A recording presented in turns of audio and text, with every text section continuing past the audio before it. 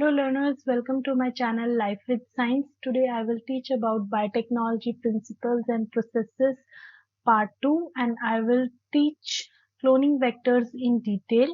अगर आपको मेरी वीडियोस अच्छी लगती हैं तो प्लीज मेरे चैनल को लाइक करें और सब्सक्राइब करें और बेल आइकन भी प्रेस करें ताकि आपको सारे नए वीडियोस के अपडेट्स मिलते रहें। तो आइए स्टार्ट करते हैं biotechnology principles and processes part 2। First of all, the tools which are used in recombinant DNA और in genetic engineer। तो हम बात करते हैं टूल्स की। हम 4 तरह के टूल्स यूज करते हैं रिकॉम्बिनेंट डीएनए टेक्नोलॉजी में। सबसे पहले आता है रेस्ट्रिक्शन एंडोन्यूक्लिएजेस, उसके बाद लाइगेजेस, फिर क्लोनिंग वेक्टर्स और होस्ट। रेस्ट्रिक्शन एंडोन्यूक्लिएजेस, इनको हम मॉलिक्यूलर सीजर्स भी बोलते हैं क्योंकि ये डीएनए को कट करने का काम करती हैं। रिस्ट्रिक्शन एंडोन्यूक्लिएजेस के बारे में मैंने पिछले वीडियो में बहुत डिटेल में बताया था। डिटेल में डिस्कस करूंगी क्लोनिंग वेक्टर्स।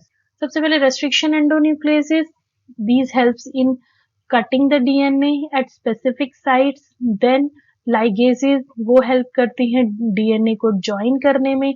उसके बाद आते हैं क्लोनिंग वेक्टर्स। वेक्टर्स हेल्प करते हैं डीएनए को ट्रांसफर करने में और होस्ट, जिस होस्ट के अंदर डीएनए को ट्रांसफर कर रहे हैं वो होस्ट। तो ये 4 टूल्स हैं।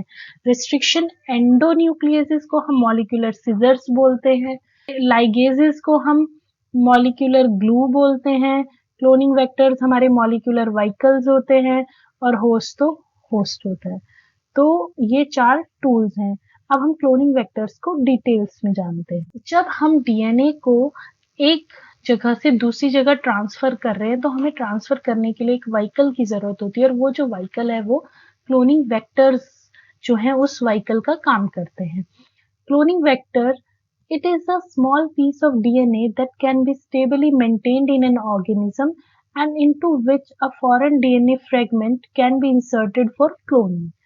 तो क्लोनिंग वेक्टर एक स्मॉल डीएनए मॉलिक्यूल होता है जिसके अंदर इंडिपेंडेंट रेप्लिकेशन की एबिलिटी होती है और फॉरेन डीएनए को वो अपने अंदर इंसर्ट करके ट्रांसफर कर सकता है किसी होस्ट सेल में। इसके लिए हम बैक्टीरियोफाज और प्लाज्मिड्स का यूज करते हैं क्योंकि बैक्टीरियोफाजेस और प्लाज्मिड्स में ये एबिलिटी होती है इंडिपेंडेंटली रेप्लिकेशन की। बैक्टीरियोफाजेस का जो कॉपी नंबर होता है वो भी हाई होता है, तो उनकी हाई होने की वजह से हमारा जो जीन ऑफ इंटरेस्ट है उसको जब हम इंसर्ट कर लेते हैं बैक्टीरियोफाज में तो हमारे जीन ऑफ इंटरेस्ट के भी कॉपी नंबर्स ज्यादा बनते हैं। उसी तरह से प्लाज्मिड है, प्लाज्मिड का भी सेम रोल है कि हम प्लाज्मिड की इंडिपेंडेंटली रेप्लिकेशन होने वाली एबिलिटी को यूटिलाइज करते हैं और उसके बाद जीन ऑफ इंटरेस्ट को उसमें इंसर्ट करके उसकी भी बहुत सारी कॉपीज बनवा सकते हैं। और जो वेक्टर्स हैं, आज के टाइम पे जो वेक्टर्स हैं वो इस तरीके से डिजाइन किए जाते हैं ताकि हम इजीली ये बता सकें कि हमारे वेक्टर में वो जो डीएनए ऑफ इंटरेस्ट है वो इंसर्ट हुआ है कि नहीं, और अगर इंसर्ट हो गया है तो वो बैक्टीरिया में ट्रांसफॉर्म हुआ है कि नहीं। इसके लिए हम 2 तरह के वेक्टर्स यूज करते हैं, प्लाज्मिड वेक्टर और बैक्टीरियोफाज वेक्टर्स। मैं वेक्टर्स के फीचर्स बताती हूँ। सबसे पहले वेक्टर के लिए हमें जो चीजें जरूरी हैं, जो इम्पोर्टेंट फीचर्स हैं वो हैं origin of replication, selectable markers और cloning sites. Origin of replication को हम ओराई भी बोलते हैं और ये ओराई जो होता है ये प्लाज्मिड में point of replication initiation, it is the point of replication initiation और स्टार्ट ऑफ द रेप्लिकेशन। इस ओराई से रेप्लिकेशन स्टार्ट होना शुरू होता है। उसके बाद हम बात करते हैं सिलेक्टेबल मार्कर्स की। जो सिलेक्टेबल मार्कर्स होते हैं वो हमारी एंटीबायोटिक रेजिस्टेंट जीन्स होती हैं। ये जो जीन्स हैं ये हेल्प करती हैं हमें ये जानने में कि बैक्टीरिया के अंदर कोई पर्टिकुलर जीन ट्रांसफर हुई है कि नहीं हुई है। और तीसरा है हमारा क्लोनिंग साइट्स। ये क्लोनिंग साइट्स जो होती हैं वो साइट्स होती हैं जहां पे हम फॉरेन डीएनए को इंसर्ट कर सकते हैं। फॉर एग्जाम्पल ये BAMH1 ये एक क्लोनिंग साइट है। हम BAMH1 से वेक्टर को कट करेंगे, यहाँ पे अपना जीन ऑफ इंटरेस्ट लाइगेट करेंगे, इंसर्ट करेंगे और उसके बाद इसको ट्रांसफॉर्म कर देंगे। तो 3 इंपॉर्टेंट फीचर्स जो हैं क्लोनिंग वेक्टर के वो है origin of replication, selectable marker और क्लोनिंग साइट्स। उसके बाद हम एक ऑरिजिन ऑफ रेप्लिकेशन हुआ वेक्टर में, वहां से रेप्लिकेशन शुरू हुआ, उसके बाद हमने जीन ऑफ इंटरेस्ट को एंटीबायोटिक रेजिस्टेंट जीन या फिर सिलेक्टेबल मार्कर में इंसर्ट कर दिया, उसके बाद हमने उसको रेप्लिकेट करवाया और रेप्लिकेट कराने के बाद हम ये देखेंगे कि वो ट्रांसफॉर्म हुआ है कि नहीं। ट्रांसफॉर्म होने का मतलब ये है कि बैक्टीरिया में वो पर्टिकुलर वेक्टर ट्रांसफॉर्म हुआ है या नहीं हुआ है, और अगर हुआ है तो उसमें हमारा जीन ऑफ इंटरेस्ट ट्रांसफर हुआ है कि नहीं हुआ है। और इस प्रोसेस को, जिस प्रोसेस से जीन ऑफ इंटरेस्ट बैक्टीरिया के अंदर ट्रांसफॉर्म होता है, उसको हम ट्रांसफॉर्मेशन बोलते हैं, और जिन बैक्टीरियाज में ट्रांसफॉर्म हो जाता है उनको हम ट्रांसफॉर्मेंट्स बोलते हैं, और जिनमें नहीं होता उनको हम नॉन ट्रांसफॉर्मेंट्स बोलते हैं। अब बात करते हैं किस तरह से ये काम करता है। तो ये एक वेक्टर है PBr322, इसमें ओरिजिन ऑफ रेप्लिकेशन है, इसमें एंटीबायोटिक एम्पेसिलिन के रेजिस्टेंस के लिए जीन है और टेट्रासाइक्लिन के रेजिस्टेंस के लिए जीन है। उसके बाद इसमें बहुत सारी क्लोनिंग साइट्स हैं, जैसे कि PST1, PVU1, EcoR1, HIND3, BAMH1, SAL1, PVU2, ये सारी क्लोनिंग साइट्स हैं।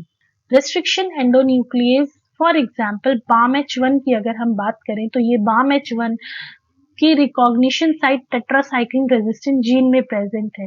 तो BAMH1 आएगा, यहाँ पे कट करेगा, कट करने के बाद यहाँ पे कट करने के बाद जीन ऑफ इंटरेस्ट हमारा यहाँ पे आके हम उस जीन ऑफ इंटरेस्ट को डालेंगे और उसको लाइगेट कर देंगे।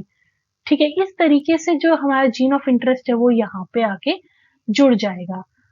उसके बाद हम इसको ट्रांसफॉर्म करेंगे बैक्टीरिया में, और ट्रांसफॉर्म करने के बाद हम ये सिलेक्ट करेंगे कि जीन ऑफ इंटरेस्ट हमारा ट्रांसफॉर्म हुआ है या नहीं हुआ है। उस सिलेक्शन के लिए हम एम्पिसिलिन रेजिस्टेंट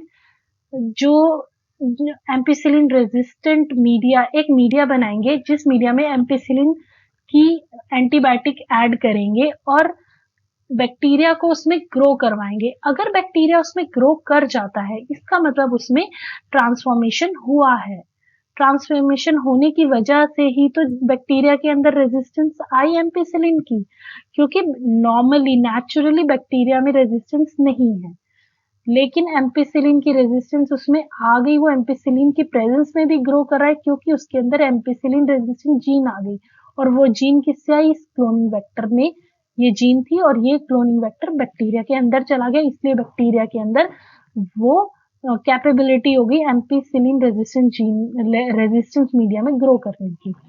अब हमें बात करनी है कि जो हमारा जीन ऑफ इंटरेस्ट है वो ट्रांसफॉर्म हुआ कि नहीं। तो हम जीन ऑफ इंटरेस्ट को टेट्रासाइक्लिन रेजिस्टेंस में ट्रांसफर कर रहे हैं। तो जब हम जीन ऑफ इंटरेस्ट को यहाँ पे इंसर्ट करेंगे तो टेट्रासाइक्लिन रेजिस्टेंस जो जीन है वो तो डिसरप्ट हो जाएगी। तो जब हम बैक्टीरिया को टेट्रासाइक्लिन कंटेनिंग मीडिया में ग्रो कराएंगे तो वो ग्रो नहीं होगा। जब बैक्टीरिया ग्रो नहीं होगा तो हम उससे कह सकते हैं कि ये जो जीन ऑफ इंटरेस्ट है वो ट्रांसफर हो गया है। तो इस तरीके से जो एंटीबायोटिक रेजिस्टेंट जीन है वो सिलेक्टेबल मार्कर्स का काम करती है। बट ये एक लेंदी प्रोसेस है क्योंकि इसमें बैक्टीरिया की 2 बार प्लेटिंग करनी पड़ती है, उसके बाद ही सिलेक्शन होता है। तो इसके लिए हम एक और नई टेक्निक है वो यूज करते हैं, blue white screening. Blue white screening में ये होता है कि हम एक डीएनए जो रिकॉम्बिनेंट डीएनए है उसको इंसर्ट करते हैं बैक्टीरिया में, और वो जो इंसर्ट होता है वो बीटा गैलेक्टोसाइडेज एंजाइम का जो सीक्वेंस है, कोडिंग सीक्वेंस, उसमें इंसर्ट करते हैं। उसमें इंसर्ट करने के बाद क्या होता है कि जो जीन है बीटा गैलेक्टोसाइडेज की उसका इनएक्टिवेशन हो जाता है, वो जीन काम नहीं करती। और अगर वो जीन काम नहीं कर रही है तो वो कुछ रिजल्ट ऐसे शो करेगी जिससे हम इजीली बता सकते हैं कि जीन काम कर रही है कि नहीं कर रही है। तो अगर क्रोमोजेनिक सब्सटेंस ब्लू कलर की कॉलोनीज देता है, इसका मतलब उसमें जीन इंसर्ट नहीं हुई है, तभी वो ब्लू कलर दिख रहा है बीटा गैलेक्टोसाइडेज के इफेक्ट से। और अगर जीन ऑफ इंटरेस्ट ट्रांसफर हो गया है तो ब्लू कलर नहीं दिखता, तब व्हाइट कलर दिखता है, व्हाइट कलर की कॉलोनीज दिखती हैं। तो उससे हम पता कर सकते हैं कि वो ट्रांसफर नहीं। Presence of insert results into insertional inactivation of beta galactosidase gene and the colonies do not produce any color. These are identified as recombinant colonies. यानी जो हमारा रिकॉम्बिनेंट डीएनए था, अगर वो ट्रांसफर हो गया है तो वो ब्लू कलर नहीं व्हाइट कलर देगा, क्योंकि जो बीटा गैलेक्टोसाइडेज की जीन है वो डिसरप्ट हो गई है और वो क्रोमोजेनिक कलर नहीं देगी, व्हाइट कलर देगी। और अगर ट्रांसफॉर्मेशन नहीं हुआ है तो वो जीन अपना काम करेगी और ब्लू कलर देगी।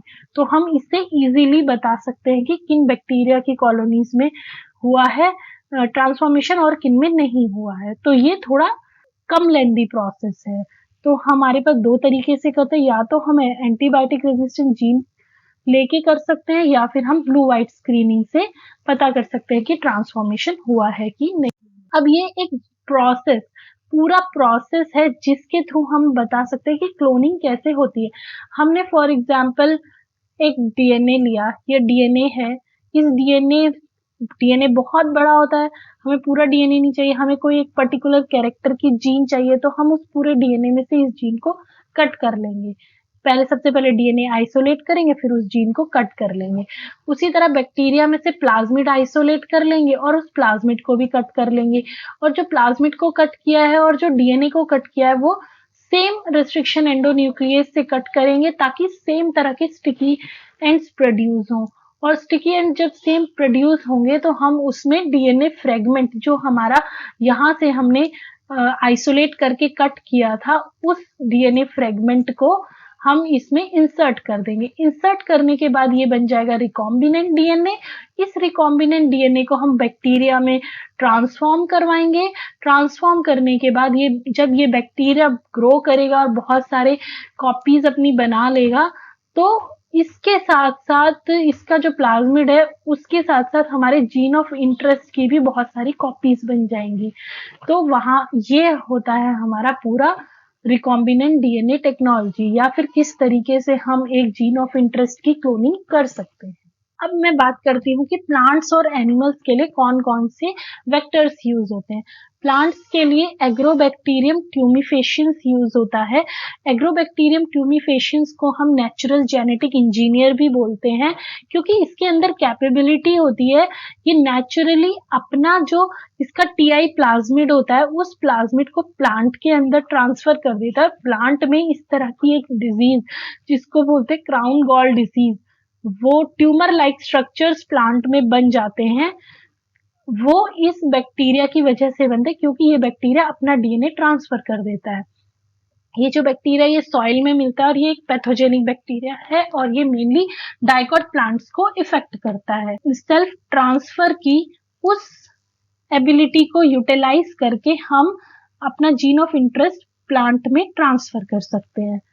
ये हमारा एग्रोबैक्टीरियम ट्यूमिफेशियंस है और ये इसका प्लाज्मिड है, बैक्टीरिया का ये प्लाज्मिड है। इस प्लाज्मिड में हम अपना जीन ऑफ इंटरेस्ट, जिस फॉर पर्टिकुलर कैरेक्टर जो भी जीन ऑफ इंटरेस्ट है उस जीन को इसमें ज्वाइन कराएंगे, इंसर्ट कराएंगे और उस रिकॉम्बिनेंट डीएनए को या रिकॉम्बिनेंट टीआई प्लाज्मिड को हम प्लांट सेल में इंसर्ट कर देंगे। फिर जो प्लांट ग्रो होगा उसमें हमारे पास पर्टिकुलर कैरेक्टर आ जाएगा जिस कैरेक्टर की ये जीन हमने इंसर्ट कराई है। तो हमारे पास एग्रोबैक्टीरियम ट्यूमिफेशियंस एक ऐसा वेक्टर है जो कि प्लांट में ट्रांसफॉर्मेशन का काम कर सकता है। अब आता है एनिमल में। एनिमल में हम रेट्रोवायरसेस को यूज करते हैं। रेट्रोवायरसेस जो हैं वो एनिमल वायरस होते हैं और उनके अंदर कैपेबिलिटी होती है वो नॉर्मल सेल्स को कैंसरस सेल में चेंज कर देते हैं।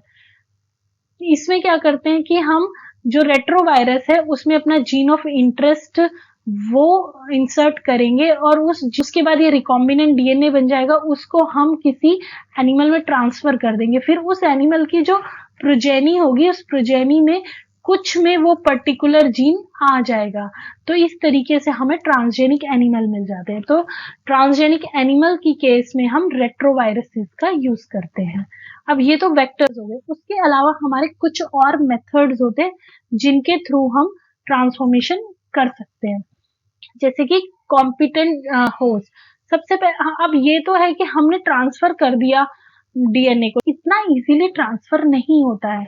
जो बैक्टीरिया की सेल वॉल है उसको हमें रप्चर करना पड़ता है, तभी डीएनए ट्रांसफर होता है। इसके लिए केमिकल ट्रांसफॉर्मेशन होता है जिसमें कि हम बैक्टीरिया के कॉम्पिटेंट सेल्स बनाते हैं, उसको डाइवेलेंट कैल्शियम की प्रेजेंस में रखते हैं तो ये कॉम्पिटेंट सेल बन जाएंगे। फिर कॉम्पिटेंट सेल्स जो हैं उनको अपने रिकॉम्बिनेंट डीएनए के साथ इंक्यूबेट करेंगे और फिर हीट शॉक देंगे। हीट शॉक की वजह से सेल वॉल में छोटे छोटे पोर्स बन जाएंगे और वो जो पोर्स है उनके थ्रू हमारा रिकॉम्बिनेंट डीएनए सेल के अंदर चला जाएगा। दूसरा मेथड है इलेक्ट्रोपोरेशन। इलेक्ट्रोपोरेशन में क्या होता है कि जो सेल है उस सेल को डीएनए के साथ इंक्यूबेट किया, उसके बाद उसको इलेक्ट्रिक शॉक दिए, इलेक्ट्रिक शॉक की वजह से डीएनए अंदर ट्रांसफॉर्म हो गया। उसके बाद ट्रांसफॉर्मेशन के कुछ और मेथड्स हैं, जैसे कि माइक्रो इंजेक्शन। माइक्रो इंजेक्शन में हम क्या करते हैं, सेल का जो न्यूक्लियस है उसमें एक इंजेक्शन की बहुत ही ज्यादा पतली नीडल के हेल्प से डीएनए को डायरेक्ट न्यूक्लियस में ट्रांसफर कर देते हैं। और अगला मेथड है पार्टिकल बॉम्बार्डमेंट। इसमें डीएनए को गोल्ड के पार्टिकल से कोट करते हैं और उसको एक गन के थ्रू बहुत हाई इंटेंसिटी से इसमें टारगेट करते हैं, जिससे कि जो सेल्स हैं उनमें ये पार्टिकल्स डीएनए के एंटर कर जाएं। तो ये सारे प्रोसेस हैं ट्रांसफॉर्मेशन के। इसी के साथ ये वीडियो भी खत्म होती है। मैंने आपको क्लोनिंग वेक्टर्स डिटेल में बताया, ट्रांसफॉर्मेशन के मेथड्स भी बताए हैं और नेक्स्ट वीडियो में मैं आपको प्रोसेसेस बताऊंगी जिन प्रोसेसेस के थ्रू रिकॉम्बिनेंट डीएनए टेक्नोलॉजी या जेनेटिक इंजीनियरिंग हम करते हैं। तो अगर आपको मेरी वीडियो अच्छी लगी तो प्लीज लाइक और सब्सक्राइब करें और मेरे चैनल को सब्सक्राइब करें और बेल आइकन भी प्रेस करें ताकि आपको सारी नई वीडियोस के अपडेट्स मिलते रहें। Thank you.